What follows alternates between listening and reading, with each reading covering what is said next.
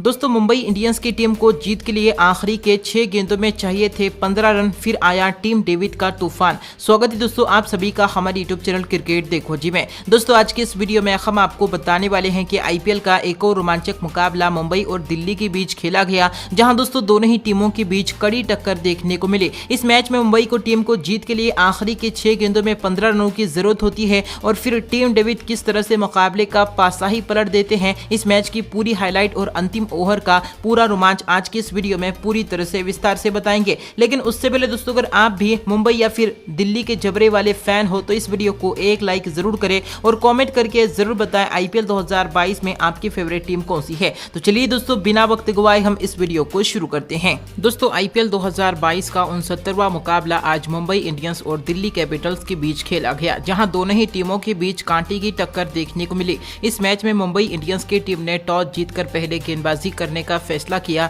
दिल्ली की टीम को पहले बल्लेबाजी करने का न्योता दिया। इस मैच की शुरुआत हुई दिल्ली की तरफ से ओपनर बल्लेबाज के तौर पर पृथ्वी शॉ और डेविड वार्नर ओपनिंग बल्लेबाजी करने के लिए मैदान पर उतरे, जहां पहले ही ओवर में पृथ्वी शॉ ने एक शानदार चौका जड़ दिया। दूसरे ओवर में डेविड वार्नर ने भी एक करारा चौका लगा दिया। अब तीसरे ओवर में पृथ्वी शॉ के बल्ले से एक बेहतरीन गगनचुंबी छक्का देखने को मिला, लेकिन इसी ओवर में डेविड वार्नर डेनियल सैम्स की गेंद पर 5 रन के व्यक्तिगत स्कोर पर अपना विकेट गंवा बैठे। इसके बाद अगली ही ओवर में नए बल्लेबाज मिचेल मार्श 0 रन के व्यक्तिगत स्कोर पर ही आउट होकर पवेलियन लौट गए। छठे ओवर में पृथ्वी शॉ जसप्रीत बुमराह की गेंद पर 24 रन के व्यक्तिगत स्कोर पर आउट होकर पवेलियन लौट गए। हालांकि इसी के ओवर में नए बल्लेबाज सरफराज खान ने आते ही एक गगनचुंबी छक्का जड़ दिया। 6 ओवर के पावर प्ले में दिल्ली की टीम 3 विकेट के नुकसान पर 37 रन बना चुकी थी। 7वें ओवर में मयंक मार्कंडे ने शानदार गेंदबाजी करते हुए सिर्फ 4 रन खर्च किए, लेकिन 8वें ओवर में ऋषभ पंत ने एक बेहतरीन चौका जड़ा। लेकिन इसके बाद अगले ही ओवर में सरफराज खान 10 रन के व्यक्तिगत स्कोर पर अपना विकेट गंवा बैठे। मयंक मार्कंडे ने इस ओवर में विकेट के साथ साथ सिर्फ 4 रन खर्च किए। 10वें ओवर में ऋतिक शौकीन ने 3 रनों का किफायती ओवर फेंका।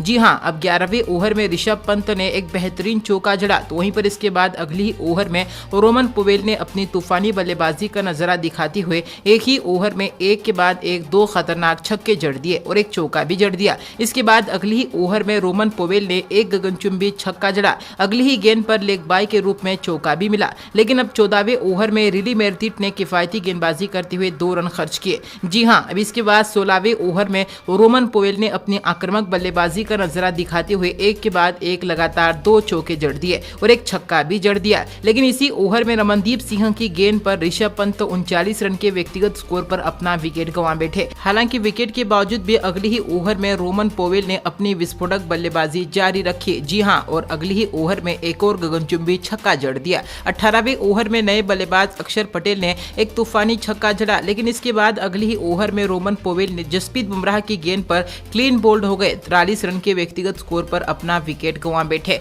अब इनिंग्स की आखिरी ओवर में शार्दुल ठाकुर भी 4 रन पर आउट हो गए, लेकिन अक्षर पटेल ने इस ओवर में एक तूफानी छक्का जड़ दिया और इस तरह से 20 ओवर में दिल्ली की टीम 7 विकेट के नुकसान पर 159 रन बना सकी। दिल्ली की टीम ने मुंबई के सामने 160 रनों का लक्ष्य रखा। वहीं दोस्तों मुंबई इंडियंस की तरफ से ओपनर बल्लेबाज के तौर पर रोहित शर्मा और ईशान किशन बल्लेबाजी करने के लिए मैदान पर उतरे, जहां पहले ही ओवर में खलील अहमद ने 1 रन का किफायती ओवर फेंका, लेकिन इसके बाद दूसरे ओवर में ईशान किशन ने अपनी विस्फोटक बल्लेबाजी का नजारा दिखाते हुए 2 खतरनाक चौके और एक खतरनाक छक्का भी जड़ दिया। लेकिन इसके बाद तीसरे ओवर में खलील अहमद ने आकर एक बार फिर से अपनी बेहतरीन गेंदबाजी का नजारा करते हुए सिर्फ 1 रन खर्च किए। चौथे ओवर में ईशान किशन के बल्ले से एक बार फिर से छक्का देखने को मिला, परंतु दूसरी तरफ खड़े रोहित शर्मा काफी धीमी गति से बल्लेबाजी कर रहे थे। 5वें ओवर में मिचेल मार्श ने भी सिर्फ 1 रन खर्च किया। छठे ओवर में रोहित शर्मा मात्र 2 रन के व्यक्तिगत स्कोर पर आउट हो गए और पवेलियन भी लौट गए।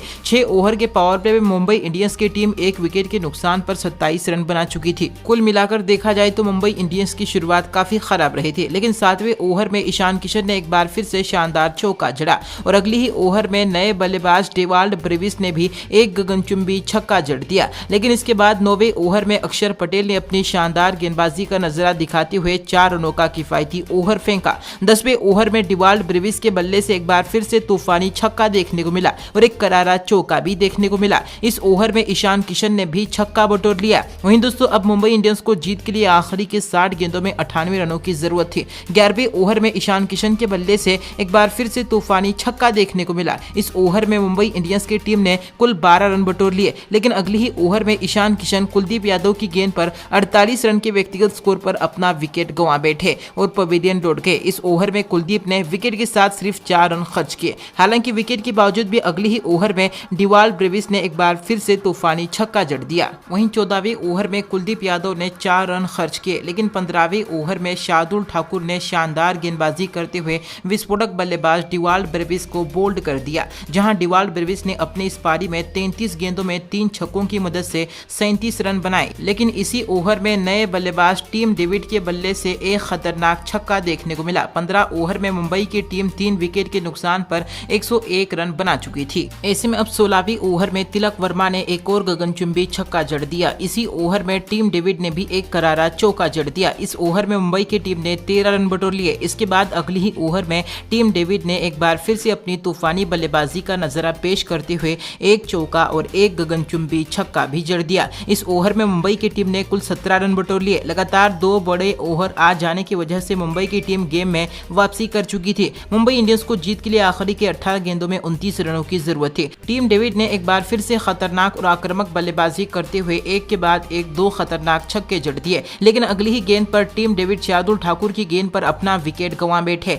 और 34 रन बनाकर पवेलियन लौट गए। मुंबई को जीत के लिए आखिरी के 12 गेंदों में 14 रनों की जरूरत थी। 19वां और अहम ओवर लेकर आए एंड्रिस नोटजे, जहां इस ओवर की पहली ही गेंद पर रमनदीप सिंह ने एक चौके के साथ शुरुआत की। लेकिन इसी ओवर की 5वीं गेंद पर एंड्रिस नोटजे ने तिलक वर्मा को 21 रन के व्यक्तिगत स्कोर पर आउट करके पवेलियन का रास्ता दिखा दिया। हालांकि एंड्रिस नोटजे के द्वारा विकेट लेने के बावजूद भी यह ओवर थोड़ा सा महंगा साबित हुआ, जहां इस ओवर में एंड्रिस नोटजे ने 9 रन लुटा दिए। मुंबई इंडियंस की टीम को जीत के लिए आखिरी के 6 गेंदों में 5 रनों की जरूरत थी। ऐसे में अब अंतिम और निर्णायक ओवर खलील अहमद लेकर आए। खलील अहमद ने पहली ही गेंद पर 9 बॉल डाला, जो कि दोस्तों फ्री हिट पर खलील अहमद को रमनदीप सिंह ने एक करारा चौका जड़ दिया और इसी के साथ मुंबई इंडियंस की टीम ने इस मुकाबले को 5 गेंद शेष रहते ही जीत लिया। दोस्तों ऐसे मुंबई की जीत पर आपकी महत्वपूर्ण राय क्या है, उसका जवाब आप हमें कमेंट करके जरूर दें। धन्यवाद।